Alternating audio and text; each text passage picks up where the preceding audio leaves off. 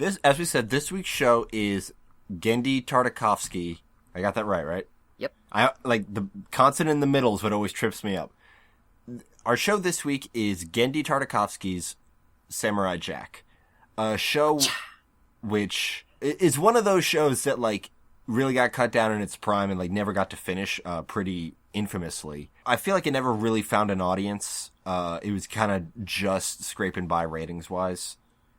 Am I right about that, or am I just completely making I don't know. I loved the shit out of it as a kid, and as a child I had no concept of ratings, and I was pretty solitary, so I never really talked about it with any of my friends. So I have no idea what the rest of the world thought of it. But it was my favorite thing. It got 4 seasons and like was it 50-something episodes? 52. 52. So I don't think it was scraping by. It wouldn't have gotten a 3rd season if it wasn't doing that well. Cartoons are ruthless.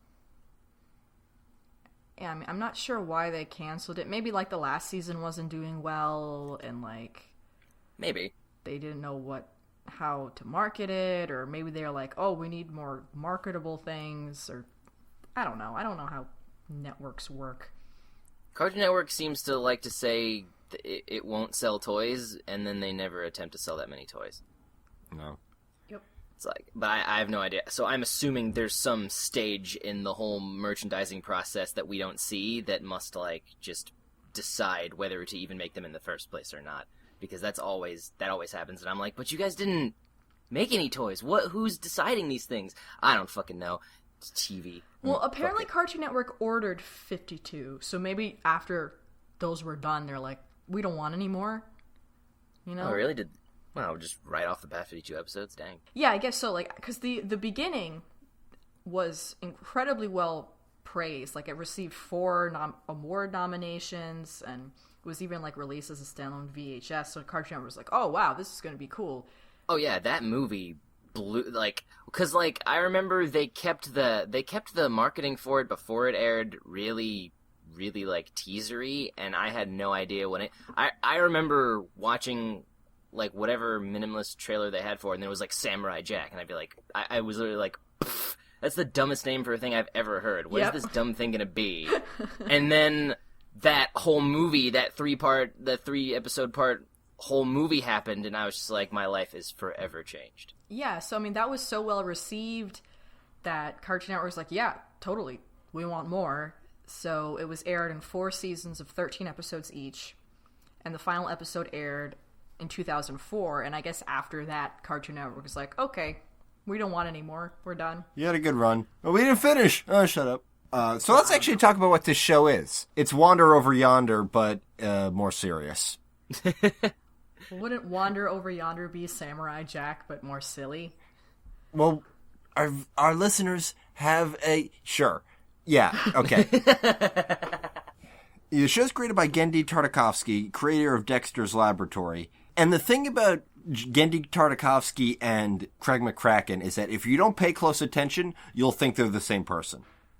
Yep, that's what I thought for a very long time. Because they both had that very angular style, and they have the exact same sound design. Yeah, they had the exact same pool of sound effects. Mm-hmm. Like I heard that rattly noise, like when somebody was shivering. I'm like, oh my god, that noise. Or like that whoop, like when someone's leaning in. Oh yeah. And the little dash, like. Yeah. But Tooch, why are they so similar? Tell us. They're best buds. They went to college together. I'm pretty sure they were roommates. I can totally buy that. Yeah. I forget where they went, and ever since Ian Jones Cordy, I'm afraid to say CalArts. Let me just bloop. Right. No, it was CalArts. Yeah. Yeah, they were roommates at CalArts, and they were both like, you know what's gonna sell? Really thick outlines. Thick outlines and simple shapes. Let's reference all the stuff we like. Yeah, I totally can buy that they lived very close together, because it's almost like they're part of the same brain. Like, they were inside each other's heads a lot. And that's the kind of thing that happens when you, like, live with someone and like them. So. Oh, yeah, totally. Yeah, they must have hit it off, because those two are just great. They should do a thing together. I mean, they worked on each other's stuff a little bit. Like, I mean, I know that McCracken produced some Dexter and Yeah, they worked on stuff together, but it's like it was always on one or the other's show. Yeah, and Tartakovsky directed some Powerpuff Girls. yeah. But yeah, it would be cool if they made show running together. Yeah, or even if they made just like a short or something, because both of them are kind of busy with projects at the moment. But yeah. I mean, for Tartakovsky's making a feature-length movie. That's like the hardest thing in the world. Well, he's just making movies, period. Now. Yeah. Fucking Hotel Transylvania kicked off. Good. Say what you want about that film. It's animated beautifully. Yeah. And the plot might be lackluster, but it looks good. Yeah. That was him. You can just watch it on. You can just mute it every time Adam Sandler talks. Yep, it'd be great. But now he's working on Popeye, and that test. Did you guys watch that test film? Right? Did we talk about it? Yeah, we talked about it on the show, and it's amazing. If you guys haven't seen it, you should totally watch the test for the new Popeye film that Tartakovsky is working on.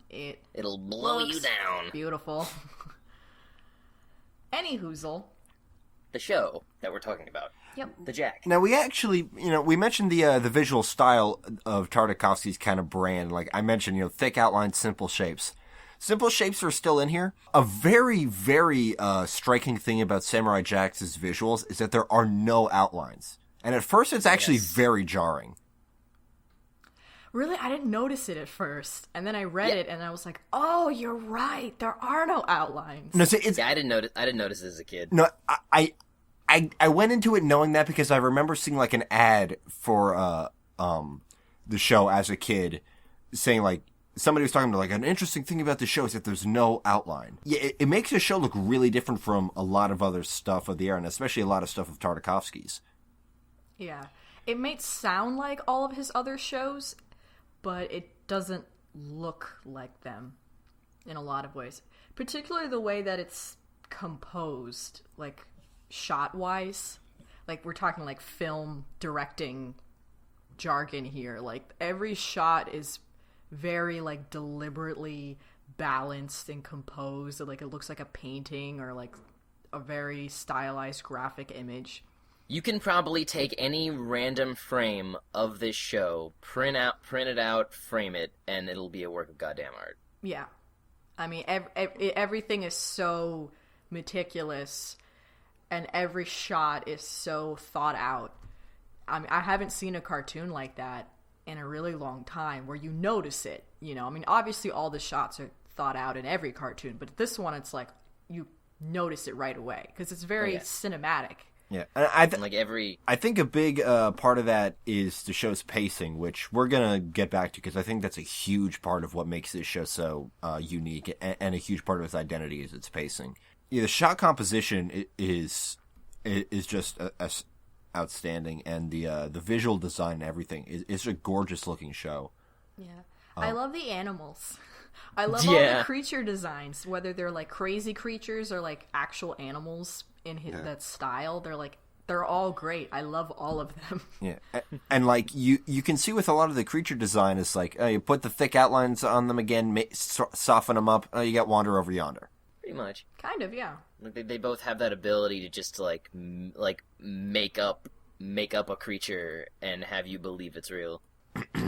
The basic premise of this show: this Master of Darkness super demon guy, Aku, which means evil in Japanese, BTW.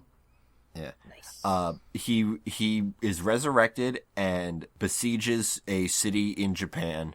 It's never called Japan, but Christ, come on. Mm-hmm. And our title character, Jack, is sent away from his home for his own safety, and goes on this long journey this is on the first episode, where he learns all these different combat and survival skills, and then comes back to slay Aku.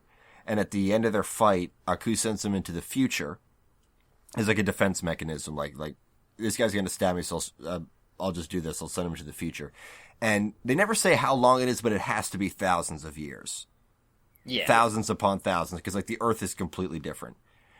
Where Aku has completely taken over the Earth, and Jack is now wandering, trying to find a way to return to his own time to undo the evil that is Aku. That's the opening.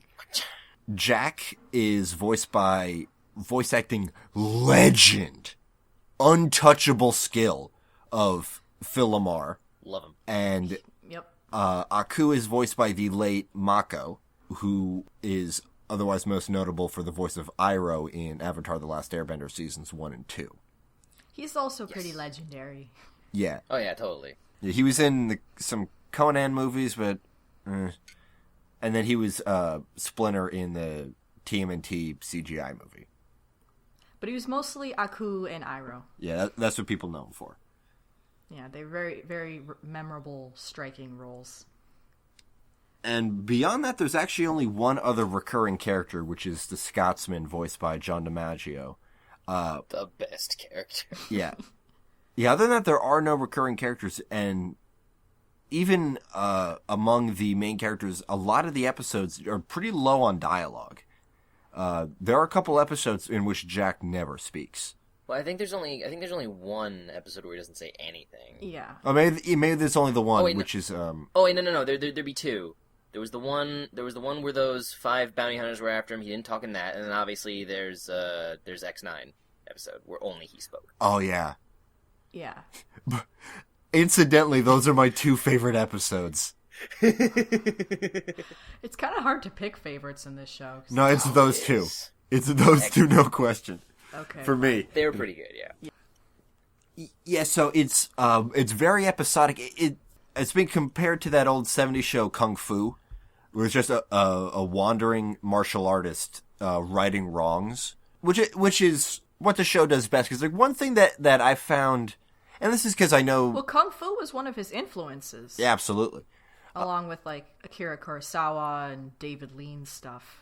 Yeah. Just, like old samurai movies and stuff. Like, all that stuff. Lots of Chanbara films. I'm assuming Lone Wolf and Cub. You referenced it twice. Yeah, totally. I'd never seen this show before, and we'll get into that in a bit, but I didn't know the history of the show and that it never got any conclusion. It was never resolved. So one thing, like, the show kind of lost me when I was watching is that, like, all the episodes that focused on, like, Jack almost getting home, I'm like, I know he's not gonna. So, yeah. So my favorite ones were the ones where it's just him, the ones that are more self-contained, like him just helping some people, righting some wrongs, having a self-contained adventure, and maybe Aku shows up and is an asshole. Is a funny asshole. Yeah. With God, great so flaming hilarious. eyebrows. Great flaming eyebrows. Love it. My favorite thing about Aku is when he pronounces and he puts a lot of emphasis where it's like Aku, like fucking that last syllable. He really lays on it. Yeah, because Mako said that evil comes from the belly. So that's like what he's like. He put it all in the belly. Yeah, whereas Iroh's voice was higher up. I guess it was more from the chest. It was more from the heart. Yeah. Yes. As we mentioned at the top of the show, Tooch is the only one of us who had seen this show before.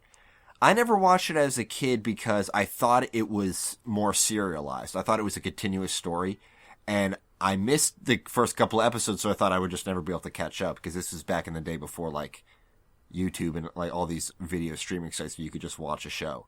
Turns out, yeah, I'm completely fucking wrong about that. I couldn't be more incorrect. Now, I never watched the show because, for one, I was younger than Nikki, and I was kind of a goody two-shoes, and I was sort of appalled by the violence in the previews of the show, and I sort of thought it was for adults or, like, older teenagers or something, that it wasn't for my age group at the time. You know, like, I knew there was, like, some shows growing up my mom didn't want us to watch, so I thought this would definitely be the kind of show my mom didn't want me to watch. And unlike a lot of kids who would just watch it anyway, I was one of those kids who was like, no, I can't do it. So I didn't. But I remember in the previews watching Jack slash things apart and stuff spraying out of it and being kind of like, oh, like very shocked.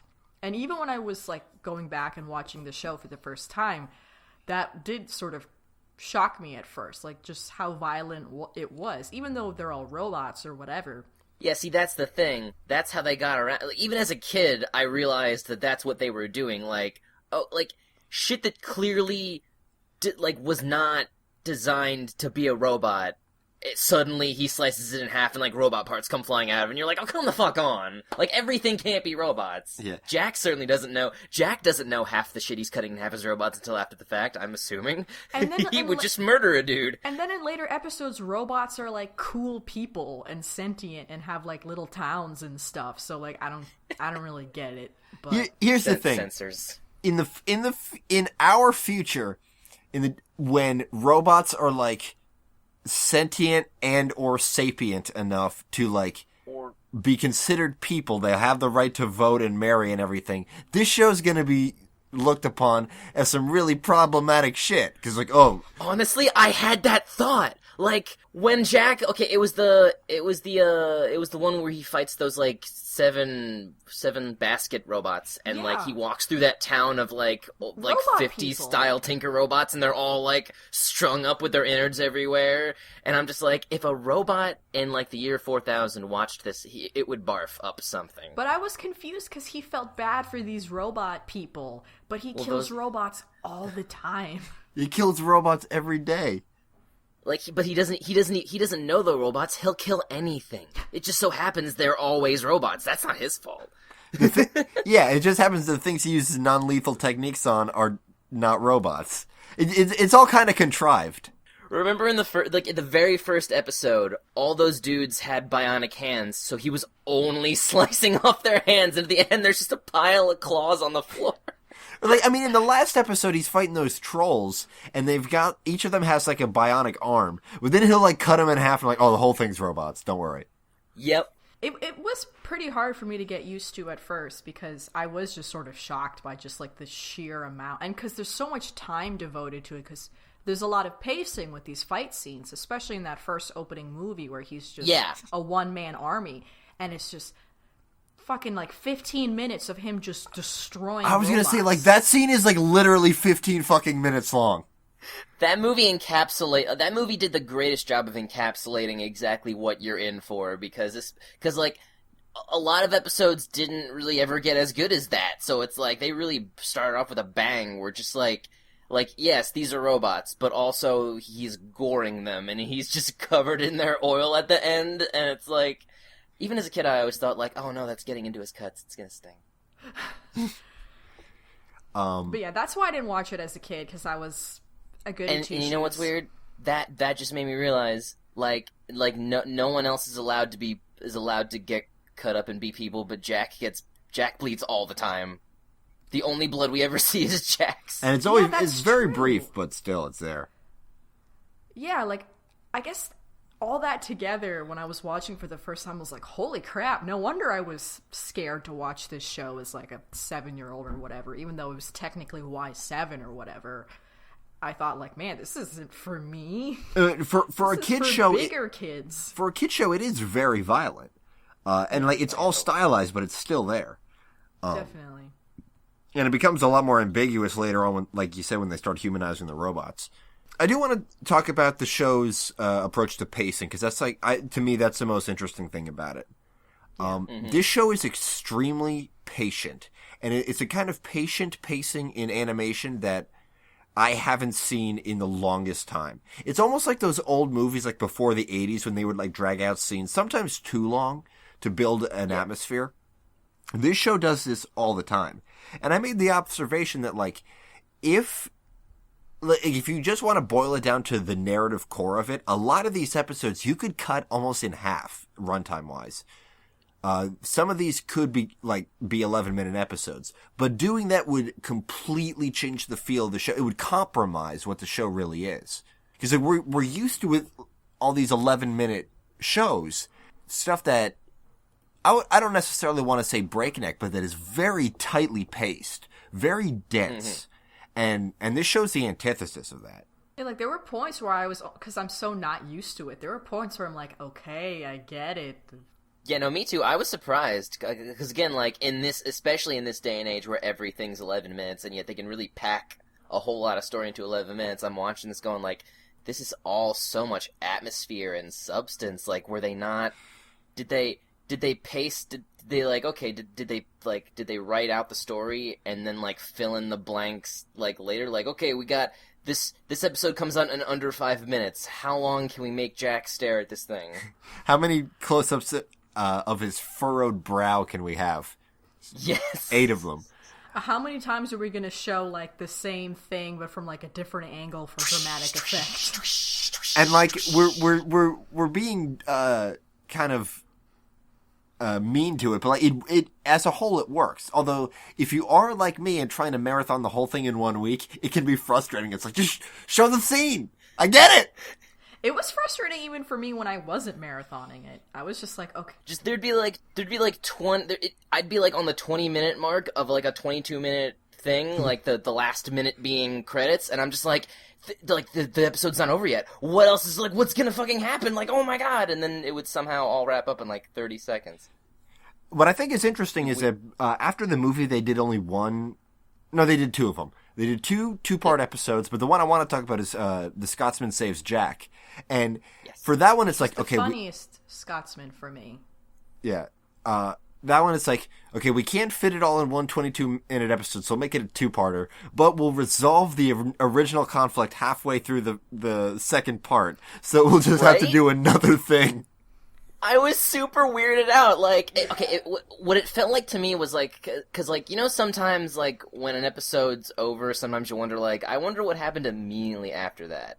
That's what this was. Yeah, that's what it was. The episode's ended, and then you get to see how they live the rest of their lives when we're not watching them. If it was a movie, that would have been a post-credit stinger.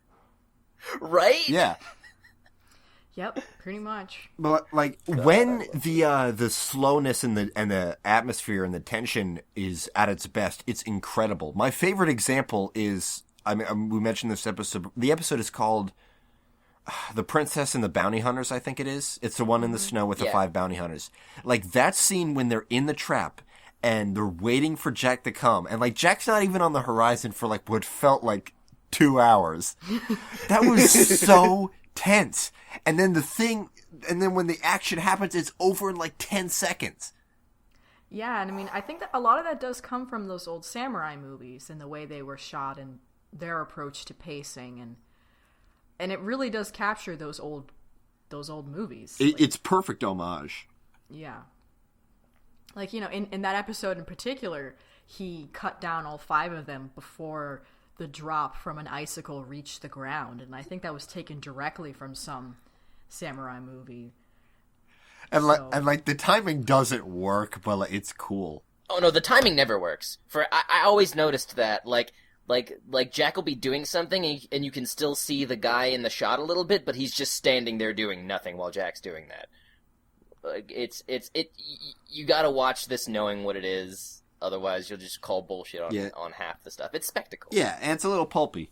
Yeah. And actually, speaking of pulpy, like, I made the observation, and, like, I've got only one piece of evidence to back this up, but, like, I'm watching this and I'm like, this is Star Trek. I was gonna say it was Star Wars. It's a lot, very Star Wars inspired. Like, there are so many direct homages, and there are so many things that just, like, remind me of Star Wars. When I watch not even including the direct Star Wars references that get made all the time. Yeah, it just has a Star Warsy feel. I was still on season 1 when I just had this thought like, the world that Samurai Jack's world is what every Star Wars fan in their head is what Star Wars is, but it's not actually that. It's doing Star Wars better than Star Wars in terms of world building and atmosphere. The one, like, direct way in that it's Star Trek is that the main character is shirtless, like, a third of the time. Oh, well then... He's also pantsless a third of the time. Take that, Shatner. Yeah. I don't know, I guess it's kind of like the globe-trotting, like, each episode you're in this new, very different environment with this new thing of characters and everything. I haven't watched that much Star Trek.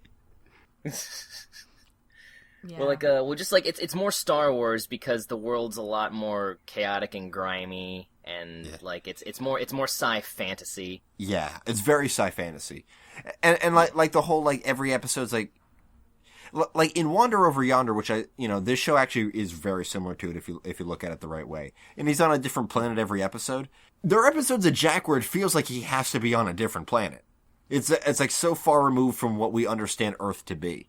Yeah. Well, I mean, like, Aku's yeah, been controlling things for thousands of years, and like, I mean, like I get other the aliens. I get the in-universe explanation, but yeah, the fact that there's so many aliens and like non-human entities, it feels like a space show. Yeah, but like I was always fascinated, and I still am, by like how Jack can go from like this giant, enormous, sprawling sci-fi noir metropolis, and then in the next episode be in like an untouched babbling brook where there's still like unmutated normal deer and shit. Yeah. yeah, like I always loved that. I was like, oh, there's hope. The Earth is still beautiful. Yeah, and it's like even if there are aliens, then like, you know, like, yeah, Aku's ruling the world with an iron fist, but he can't be everywhere all the time. So for the most part, people just get on with their fucking lives and just do shit, and they're good people. Like, this is the most hopeful post-apocalypse I've ever seen. Yeah, I mean, his end goal isn't. It's just evil. It's just control. He doesn't have one. He just wants to run shit, and he does. Yep. Yeah. Although, Still a prick, what's kind of weird, and it's something that I think that if the show had like another season, it would have been interesting to look into this. Jack's goal was to undo this entire future. He was basically trying to, you know, his goal would have necessitated erasing this from existence. Yep. And there are many times when he gets an opportunity to go back into the future, but he decides not to in order to help the people where he is at the moment. And I think that's something I've read a lot of fans like being really confused about. But well, I mean, like, to be fair, he doesn't know what a car is. I'm not sure he Yeah, comprehends the timeline like that. yeah, exactly. Like, I don't think that's the way he thinks. doesn't. And it's like a matter of principle. Like, he's like, how can I abandon the people who are right in front of me? He is a caveman in Times Square.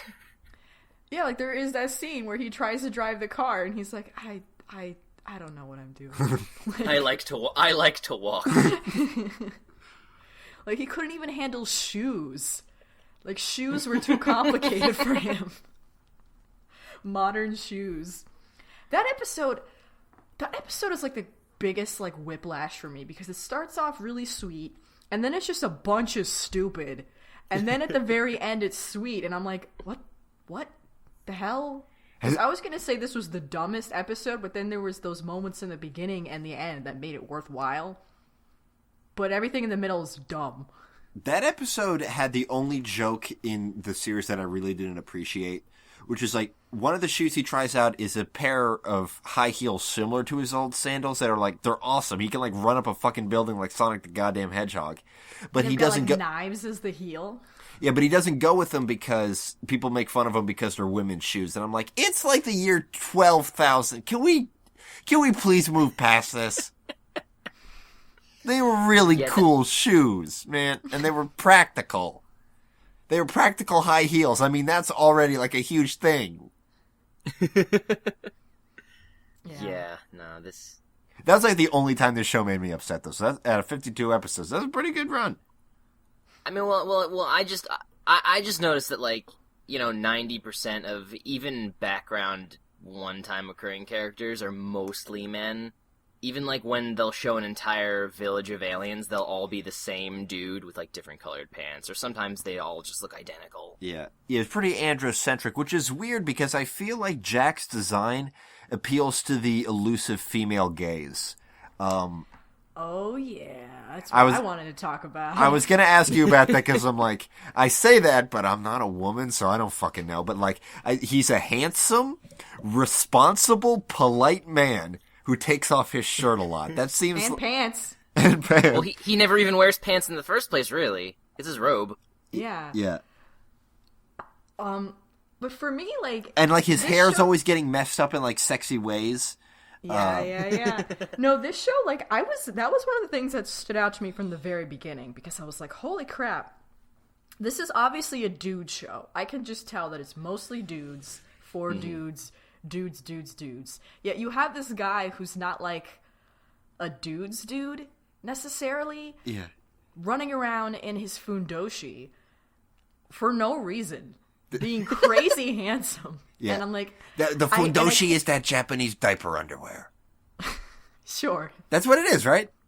Yeah, sure. I'm helping everybody out who doesn't know what a That's how you want fundoshi to is. call it. It's a diaper underwear. If you want to call it a diaper, No, it's an underwear that looks loincloth. like a diaper. It's a kind of loincloth that was worn in Japan for a really long time as like the just standard men's underwear. I think Jax only looks diaperish because he can't like have it look all thongy with his butt out. Yeah, because typically the fundoshi exposes the rear end, but this is a kids show, so they can't do that.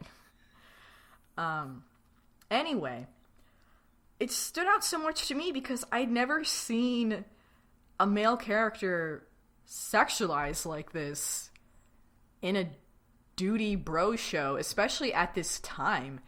And I feel like, I bet for like a lot of people watching it, he was sort of like their sexual awakening. Like, he has a really big LGBT fan base, and like, I don't doubt it at all, because he's naked all the time. Yeah, and like he's has got that sort of effeminateness to him. I don't know about effeminate, but like he's got a build where like he's muscular but he's lean. He's not like a huge fucking like superhero comics guy. Yeah. These enormous roided up mutants that have dominated the genre. Like he's got like a soccer player's body or a swimmer. Yeah. He's Or martial artists. It's Bruce Lee. I mean, here's the thing. Bruce Lee had the best body of any man ever. Can we agree on that? Of course. I can agree to that. He was a perfect physical specimen. And I'm so sad I'll never get to have sex with him. I bet he could make you come in one thrust. The 1 inch thrust. 1 inch thrust. The 1 inch thrust. Well, I said effeminate because of the long hair thing, and there were some ways where he was framed where, like, you couldn't really tell if he was a man or a woman, especially if his hair was down and he was from behind. Or if he's wearing the hat. Like, yeah, or in that sort of gender bending thing, you know, you don't see a lot in kids' cartoons, especially, which are so based on, like, gender roles, and like these are cartoons for girls and these are cartoons for guys, and so they have to obviously meet these sort of standards or whatever. Yeah, and like you brought that up before I rewatched the show, and like I didn't have any interest in men until I was like 18. So for as a little kid, I never thought about it and I didn't notice it. But like going back and rewatching it, I'm like, okay, wow, he's basically like they basically like framed him like Nightwing, like how the DC Comics frames Nightwing, or a lot of because Nightwing are a lot of female superheroes. The whole idea where as the battle goes on, his clothes are destroyed and he becomes more and more naked. Like, that's a trope for a lot of female characters, especially superhero characters, where they get depowered and their clothes are removed. But to see that happen to a dude, I'd never seen that before, especially in something that was supposed to be like on a major network for 7+. Except, again, maybe Shatner, but like, I feel that was less Kirk and more Shatner. Yep. It's probably his idea. Shatner never lost his pants, though, did he? I don't think so. But again, like and he was not in fantastic shape. Yeah, no, let's be real.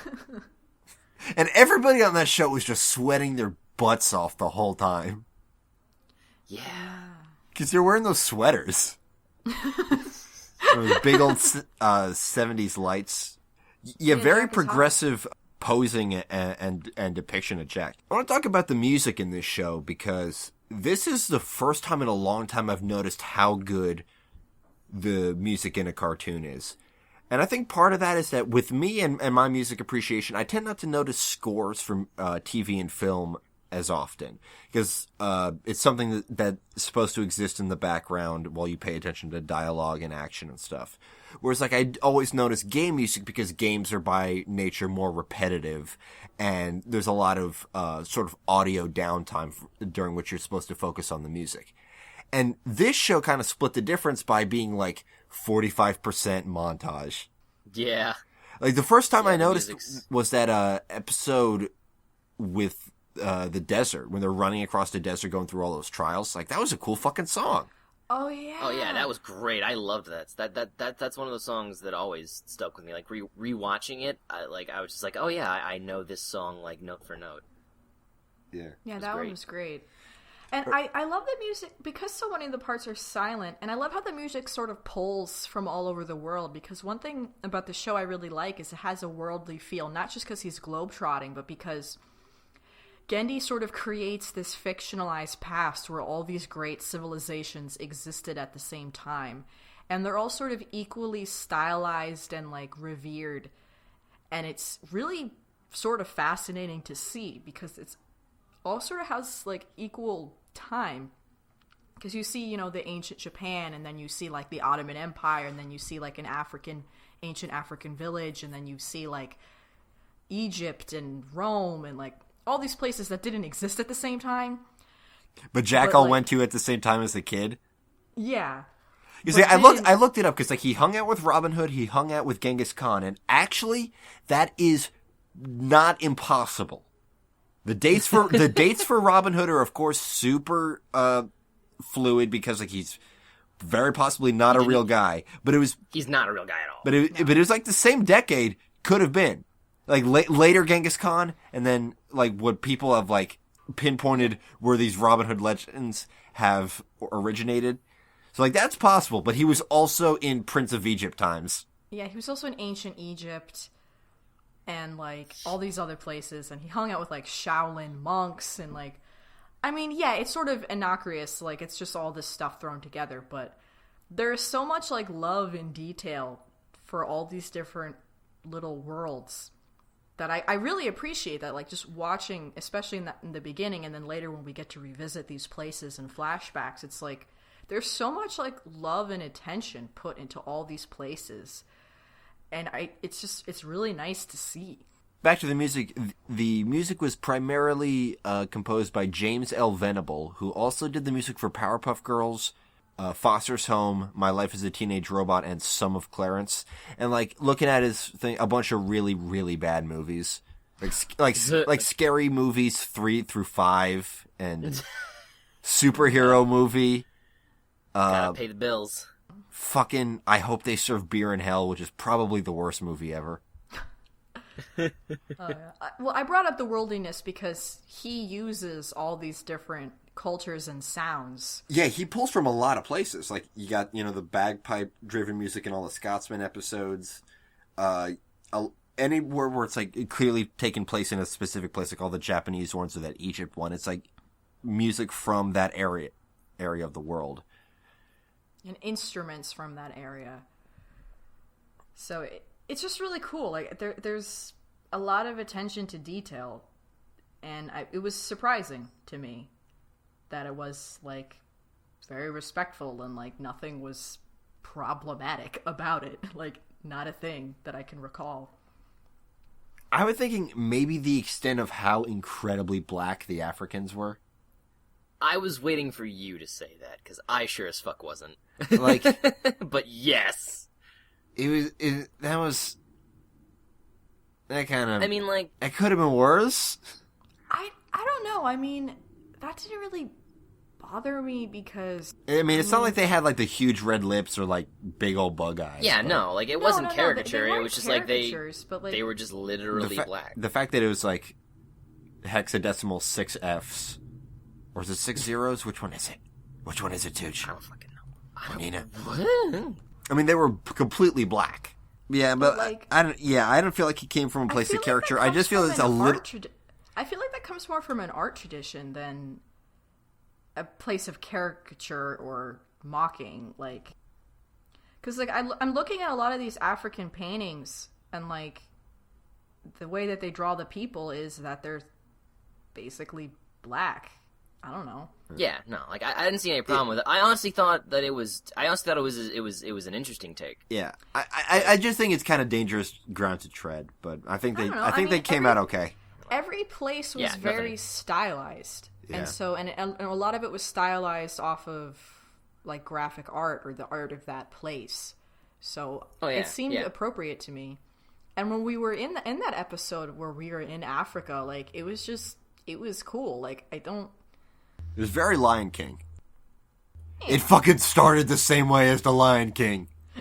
It was the same shot of the sunrise and the tree.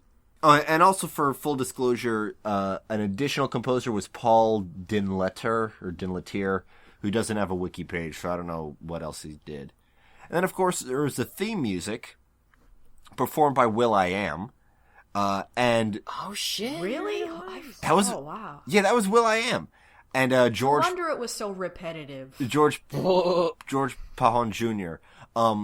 See, here's the thing about that, is that this is something that Tooch makes fun of all the time, is that, like, there was that era where, like, everything was a rap theme song, because that's what the kids like, and we don't know anything. I feel like it's usually super incongruous. Like, I guess look at Danny Phantom, where it's not just a rap. Danny Phantom, he was just 14. Yeah, it's a rap that bludgeons you over the head with the blunt end of the show's premise. Whereas this is just more like a kind of chill thing that kind of, in a way, matched the energy of the rest of the show. But to me, it wasn't incongruous because, to me, hip-hop and samurai shit go together. Like, that's just how it is. Samurai Champloo, Ghost Dog, Afro Samurai, Wu-Tang's entire fucking discography. Literally every song they've made. Well, Wu-Tang's not samurai specifically, but, like, this sort of, like, East Asian, like, martial arts. I mean, they're called Aesthetic. Wu-Tang. They're called Wu-Tang. They're named after an old kung fu movie. They're actually huge nerds. Oh, yeah, they're big. And I feel like, and I And feel like also- Gendy's right there with them. And also, I mean, the guy who produced all the Wu-Tang stuff, RZA, also did the music for Afro Samurai and Ghost Dog, so maybe it's just the one guy. Maybe RZA has just changed the face of hip hop singularly by himself. Yeah, for a bit he did. Oh man, what if they made a terrible anyway. Wu-Tang cartoon in the 90s? Oh. Oh, I'm sad that we can't. I'm sad that it doesn't exist, so we can't do that an would have been episode about so wonderfully bad. it. Would it have to be like one of that would've those? been Would it have? great. Would it have to be one of those like one of those Fox or WB like primetime Yes. cartoons that only ever got one season? Yes. Because executives were like, this isn't doing as good as The Simpsons, which has been around since the 80s. Cancel it. It would have aired after Life with Louie. You guys want to talk about specific episodes that we really liked? Sure. Yeah. Because it is so episodic, it's really like the episodes themselves. They're like little mini movies. Yeah. So the first episode that really like stuck with me was like the one right after the premiere movie, the one with the Woolies. Because Aw, yeah. it was so sad, and they were so cute with their little dangle noses, and I was like, no. Little Muppet faces. Yeah, they're so cute. Little bug aliens were all Tom Kenny. And I like how they sort of were called back to a few times in the series, like as Jack's friends, and I don't know, I love those guys. They're like they're an example of the creature design that I love so much in this show. And look, you could just put those guys in Wander Over Yonder, and I'm actually kind of astonished he hasn't. That would be a good homage to do. It's like, hey, remember these guys? Because they just look like they'll fit in Wander Over Yonder, no problem. Yeah. Put a thick Well, outline on them. You just reminded me about a couple of freaking homages or cameos in Samurai Jack, because the one that I was just reminded of, there was that episode, Jack versus Bad Jack or Evil Jack or whatever, where he's just being bombarded with bounty hunters. Yeah. Yeah, Mad Jack. One of the bounty hunters was in an episode of Dexter's Lab, specifically in one of the Dial M for Monkey shorts. He was a bounty hunter that hunted Monkey, the superhero, for sport. And he was riding an elephant, who in the Samurai Jack world is, of course, a robot, because he slices him in half, which I was sad at, because I always liked that elephant. And there's also the Chewbacca little bounty hunter guy who's super Samurai Jack! It's you! Yeah, I look like you. cute. He was so cute. Yeah, and and then quick draw McGraw and Bob Louie. Yeah. That was another On that train. That was another really good episode. Oh, yeah. And that whole episode was basically Dragon Ball Z. Like, even with the hair. Jack versus Mad Jack? Yeah. Yeah. I mean, at first I was like, why is his hair standing up like that? Like, that's not how... And then all the anger went. I was like, oh, it was Dragon Ball Z. Because the whole thing, you get real pissed, and then you turn Aryan. Oh, okay. Now I get it. They're white devils. They're imperialist devils. What was one of your favorite episodes? Well, actually, here's one thing I wanted to say. as I was watching through this show, I'm like, the whole time, I'm like, I like this, but I'm not sure I'm going to revisit this because it's like, it's a huge time commitment. Only one thing happens in each episode, and they're 22 minutes long. And it's certainly good, but like, I don't know if it's something I need to come back to. And then I got to season 3, and I'm like, okay, this is fantastic. Like, seasons 1 and 2 were good, seasons 3 and 4 were great. I felt like every episode of season 3 was like my new favorite one.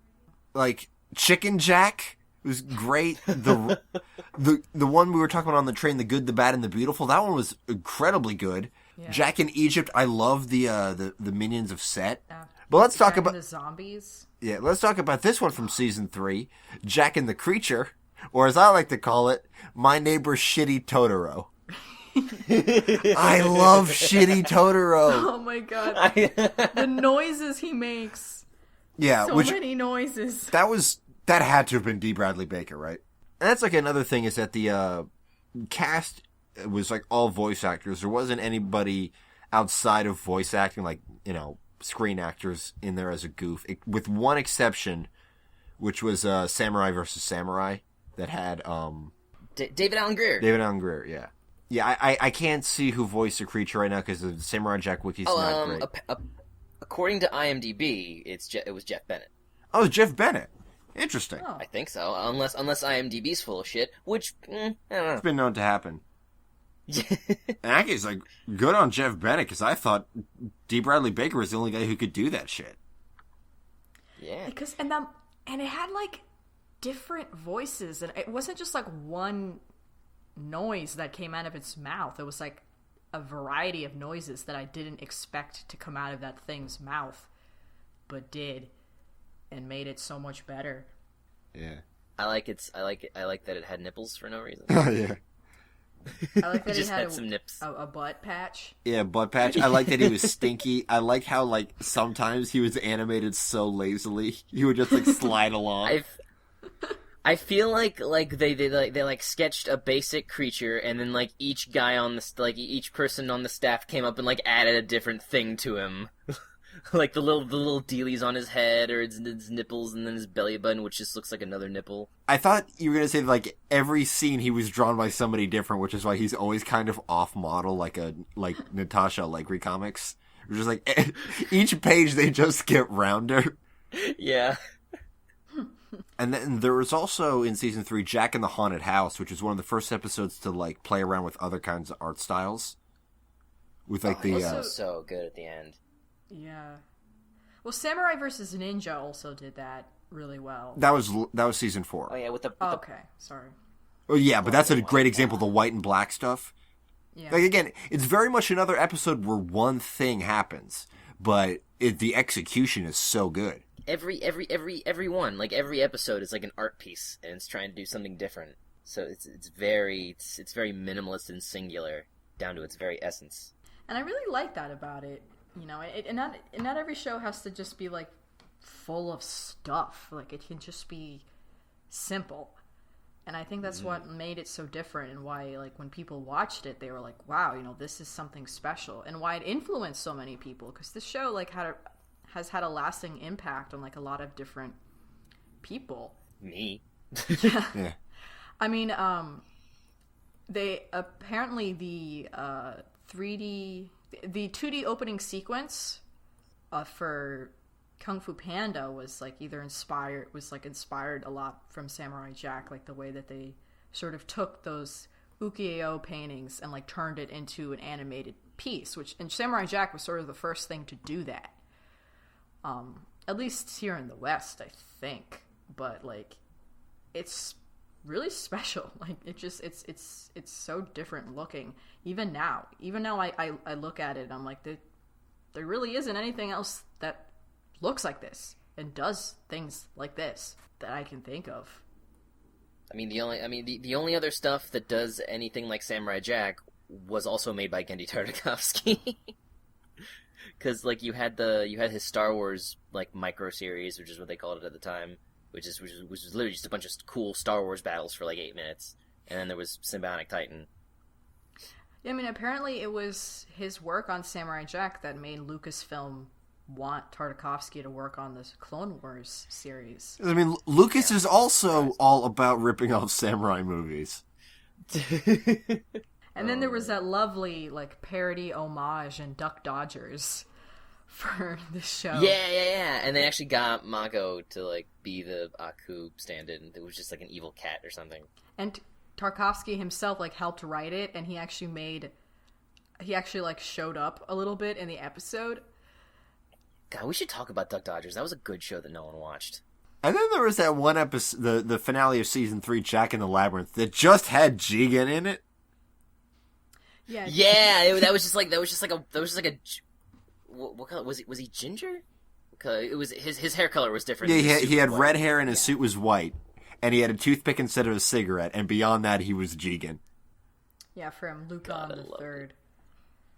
It. And that also had. Man. There was also a reference to, what was it, the Jewel of Cagliostro? Yeah, that was in Jack and the Creature. Yep. It's like the Jewel of Cagliostro, and I like yelled at my computer at that point. Yeah, you yelled in the goon chat, just like, oh well, Nikki's watching Samurai Jack. Nikki's jacking off. And apparently, wasn't that Crystal a reference to Castle in the Sky? Like, Probably. powerful. That one I haven't seen. Maybe. Okay. I'm just trying to think of my favorite. Yeah, because I want to give you a so turn. Many favorites. I really like the Aku infection. There was just something about that one that like I really liked. Like I think I really liked Lamar's acting in that one. Like especially towards the end where like Jack just felt so defeated. And like the performance was really great and like really like sucked me in and made me be like, "Oh my gosh. Like what's going to happen? Like I know it's going to be fine, but still it's like how's it going to be fine?" Yeah, the times when the show catches you, like, actually thinking, like, well, how are they going to get out of this one? Like, that's powerful when you, like, intellectually, academically, you know he's going to get out of it because you've still got 12 more episodes to go through. But, you know, if it can make you forget that, that's really powerful stuff. For me, that was Jack and the Zombies. Like, when he was about to stab him, I'm like, how is he going to not get stabbed? Yeah. Yeah, My favorite that part one of was very intense because the fight just kept escalating and escalating and escalating, and I was just like, "Holy fuck! Like I'm gonna seat in my pants right now. Like, how is he gonna get out of this one?"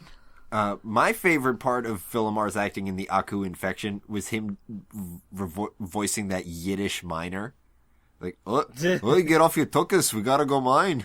I think just because like for some reason, I feel like just towards the end, I think towards the end of Samurai Jack's run, the new episodes were very sporadic, and it was hard to follow them, and that might have led to its cancellation and why the ratings were so poor. Because I think actually the last few episodes, like aired years later on Toonami. Like Toonami was like, let's just air these since they never aired. Yeah, and I'm actually looking at this; they were aired out of order. Out of production order. Yeah, that too. So it was very touch and go towards the end there. So I don't. Yeah, so like watching them this time around. The last 4 episodes were aired together in 2004, when the episode previous to those 4 was aired in 2003. Yeah, 11 or 10 months earlier. Yeah, almost an entire year.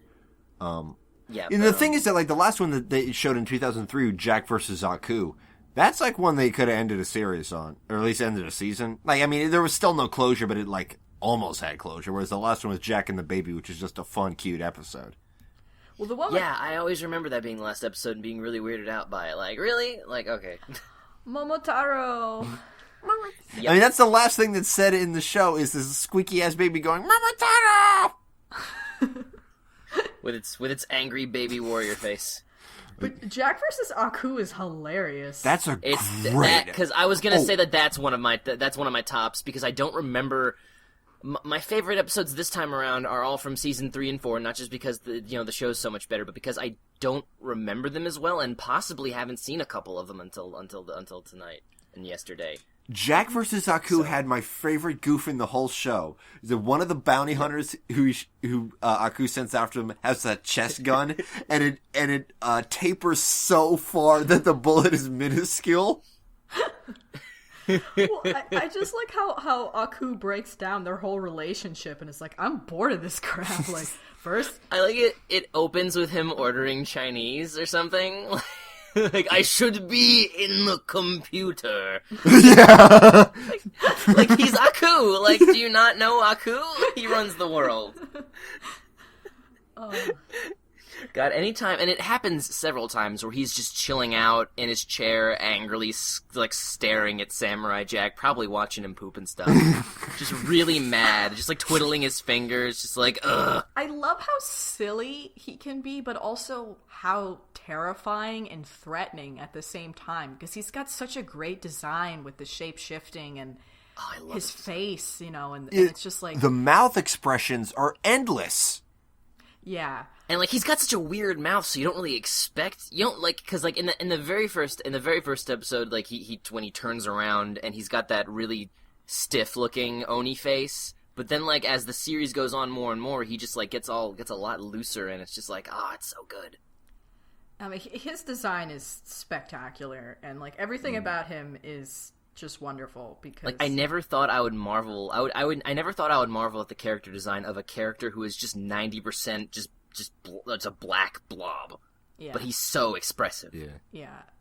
And the things he transforms into are so cool. Like I love those battles where he's like transforming into like a squid and a thing and another thing, and it's just like, yes, this is awesome. His human form is kind of weird.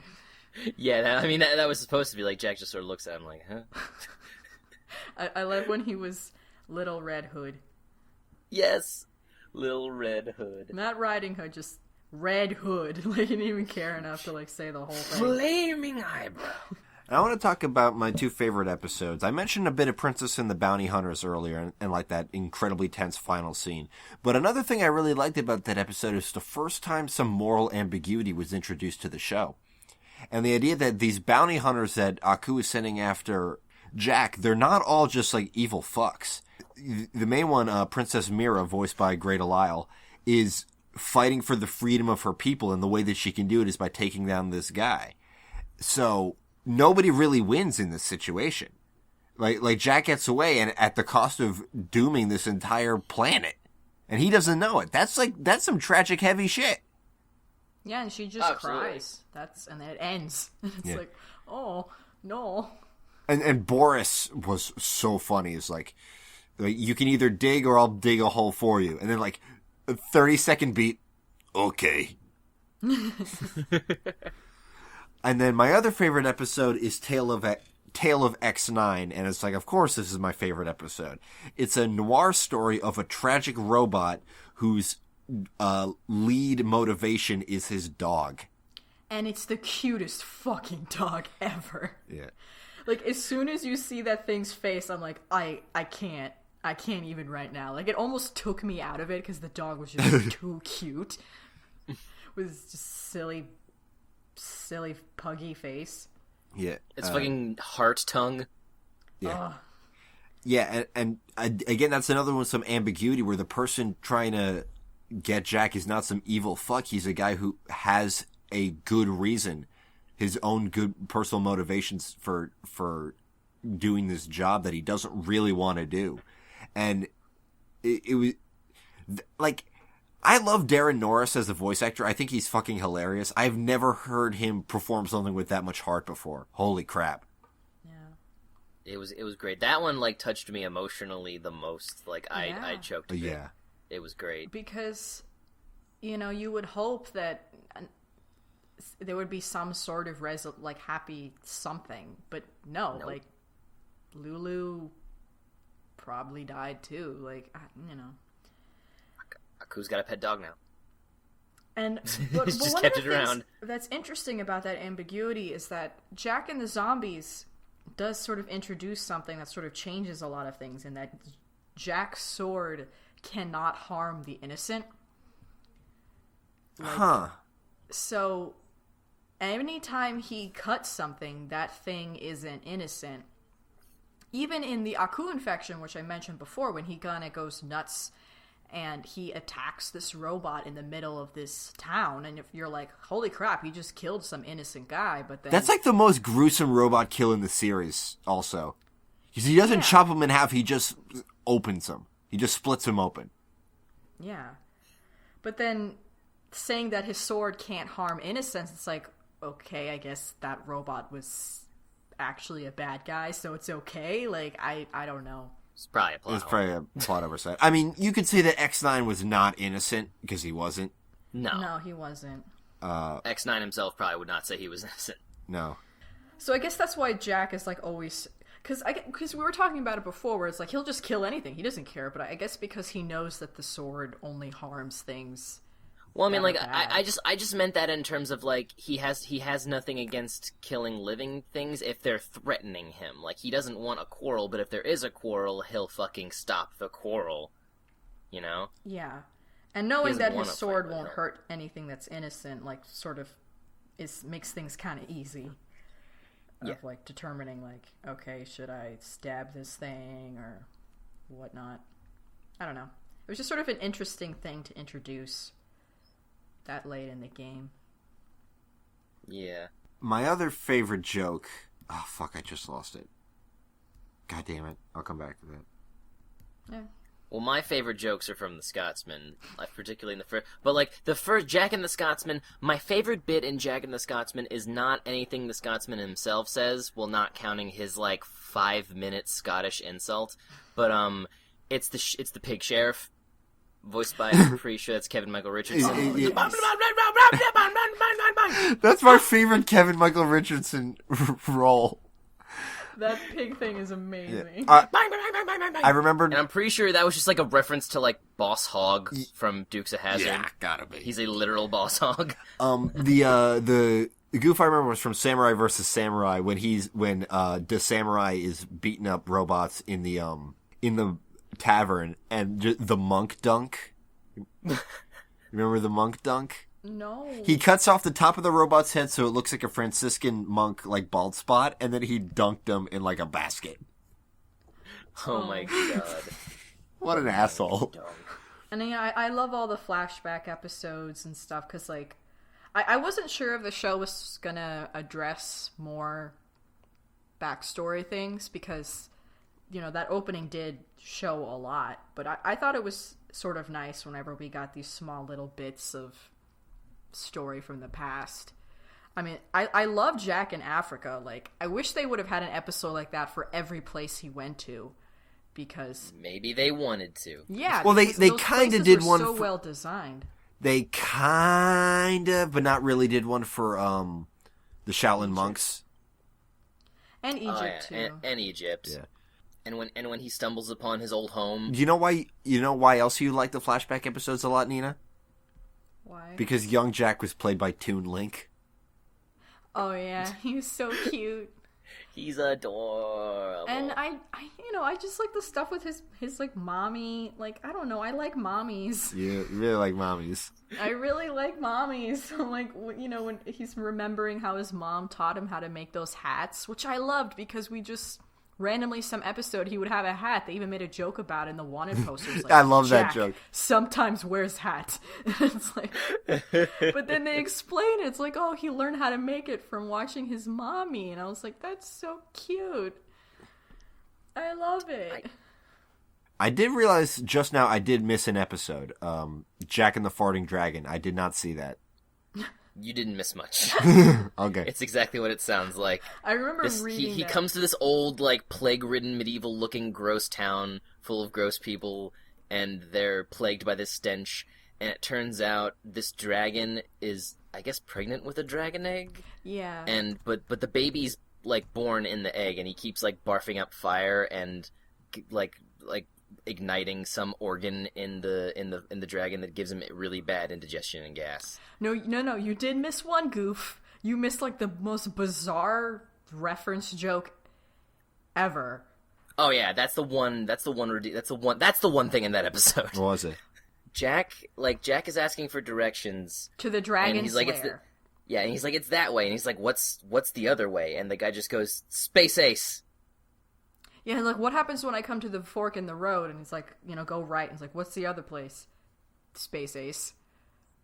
And it's like, Wang! Like, Jack's like, what?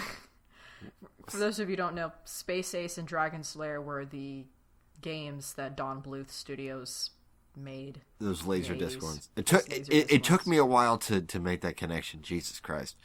That's a pretty good goof. Yeah, that's why I like sort of came out. I was like, who the fuck? Like, that would have been so How confusing. fucking dare you? Yeah, I never got it as a kid. I looked it up and was like, oh, that's weird. Yeah. Did you guys, when you watched Warrior Woman, did you expect the twist coming? Yeah. I knew the twist was coming just because in the episode obvious. description they said it. Yeah. So it wasn't even a twist. Yeah, 'cause on I fucking knew it was gonna happen. AdultSwim.com. I was like, Well, even as a... hey, do you think Jack and Aku fucked in that episode? No. No, I don't, Nikki. Regardless, it's still weird regardless, because Jack is clearly, like, all about this chick, so I'm sure it, like... Because, like, even as a kid, I went, that's obviously Aku. Jack's dumb. And, like, so it just makes it even worse because you're watching this waiting for the reveal, and they're just, like, it's just like, Jack, stop it. Like, don't. Like the stupid joke I made to myself out loud in my room when he revealed himself to Aku is that Jack would then be like, oh no, I got to third base with Aku! No, Jack doesn't have sexuality. He really doesn't seem to. But he's too devoted to his mission. It's noble and just. He doesn't have time His mission for of righteousness. ladies.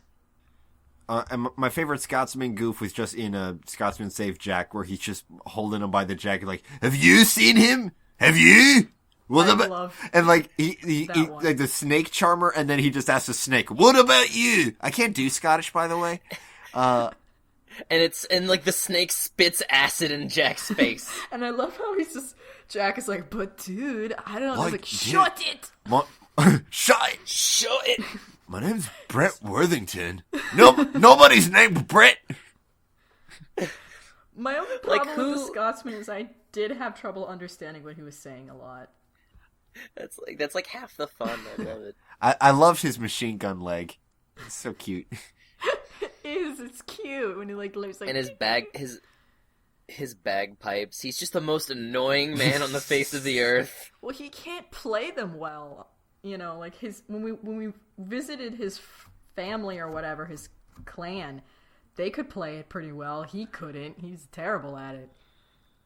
Gosh, I love how and it wasn't just with the Scotsman, but like anytime Jack found like a new friend rival, they never hesitated at the very end of the episode to just do that bit where it's like a beat of silence, and then like one of them's just like, and then they both start laughing. like they did that like 5 fucking times in this whole show. All right. Is there anything else we want to talk about the show before we move on to recaps? I wish there was more. I don't know if maybe I'm off today or whatever, but like, there is We could read there is something about it, like the no resolution thing. I learned this from Right. your old show on Blip Tooch. That Whoa, what? You watched that? yeah, I watched it too. yeah, the thing that you said about how You'll have to. I don't even remember. he blocked that out. he wanted to end the show with a movie. And the movie was going to be funded by the Powerpuff Girls movie, which bombed. So the movie just never happened. And apparently, it's like still in development hell. And apparently fucking J.J. Abrams has been attached to it at one point, which, God, please no. Yeah, I feel like That was I back feel in like at this point- 2009. That was a long ass Yeah, I time feel ago. like- That's not happening. Yeah, Yeah, I feel like now it's just dead. what is especially since happening Gendy though left. is comics. Yes. Yeah, let's talk about that. I haven't read those, but I want to. Who was doing the comics? IDW. IDW. Same IDW. guys is- who are doing Powerpuff Girls and Kids Next Door and all the Cartoon Network stuff. Old Cartoon Network stuff. But anyway, yes, IDW is publishing a run of Samurai Jack comics, and they're supposed to conclude the story. That's the idea. By issue 20, it will be concluded. Right now, we're on issue 14. It started coming out in 2013, and the last issue was November 2014. And supposedly by issue 20, which will be May, apparently, it should function as like a distant finale to the series. So it's supposed to be the end. Like this is the ending we never got to do. Here it is in comic book form. Took us forever, but here you go. I wonder if there's any basis on canon, or if they're just straight up doing their own thing with what they know of the show. I mean, Tartakovsky's got his hands on it. Like, he's not writing it, but I think he's got some creative control. Yeah. Okay. No, all these right. aren't just like So random people who bought the license and are doing whatever the hell they want. Like, I think a lot of this is coming from... It's written by a man who claims that his name is Jim Zub. I don't believe him. Show me that driver's license, Jimmy. Yeah, when that gets collected in trade, I'll check it out, because I don't have time for monthly comics anymore. I don't have the energy for it. No one should. Yeah. It's dump. Yeah, so... It's not dump, it's just expensive. It's expensive, and the comic shop's like 45 minutes away. Yeah, I mean, hopefully it'll be satisfying. I mean, we kind of know what's gonna happen. He's gonna go back in time and stab him! Yeah, and then he'll disappear, and then it'll be great, and then he'll be with his mommy and daddy again, and then he'll become the emperor of his... Well, there was that one episode. Well, there was that one episode where he finds the portal, and that blue dude with the Morpheus glasses has stopped him, and it sort of showed a possible future where he's all old and junk, and that's when he'll be ready to go back. Oh yeah. So Yeah, he looked like Finn in that Dungeon Train episode, just like decked out in gear. Yeah. And so and that made me think, like, oh man, like, what if he comes back and he's just, like, so old now? Or what if it's sort of a odd reference here, like a reboot thing, where he comes back before he even left, like when he's still a kid, so Aku never even comes back and destroys everything? So now there's just, like, old man Jack here watching himself grow up or something. They could do a million different things. It'll be great. Yeah, I mean, that was one thing that I always sort of worried me about the show, because I'm like, you know, Jack... You're gonna get old, and he is on a time limit, and that's his age. You know, he can't wait too long, because he's got to be young enough to defeat Aku, and also young enough to be an emperor and like have a kid and stuff. Like, because he's the heir to this kingdom, so he's sort of like running on time. You know, he's not gonna be young and spry forever. Yeah, I mean, there is the implication that he's been wandering around in the future for years. Yeah. So I'm like, oh, geez. It's not like it's been 2 months. That one episode took a year. Yeah, just with the sheer and also like just with the sheer amount of distance he's going on foot. This motherfucker's a few years older now than he was. He started because in the first episode the dogs tracked him chronologically to being born 24 years before Aku took over, so he's 24 when the series starts. Yeah. So now he's probably like pushing 30, if not 30. Yeah, and I'm worried, because it's like, you know, being 30 is fine, but what happens when he's pushing 40 and pushing 50? And it's like, come on, Jack, you gotta still be like fertile by the time you get back, you know? He'll be a glorious silver fox. That motherfucker will age gracefully. Here's the thing. He's Japanese. He's gonna look that way for like the next 50 years. He's gonna look younger. No, but one thing that confused the fuck out of me was in The Birth of Evil. The whole time I thought that guy was like his grandfather, because his nose was totally different than in all the other appearances of Jack's dad. And even in episodes after that, when we see like Jack's dad, he doesn't have that weird nose. And I'm like, what happened? I don't understand. I was so confused. He had the sniffles. I don't know. Someone bopped him one. I can't, like...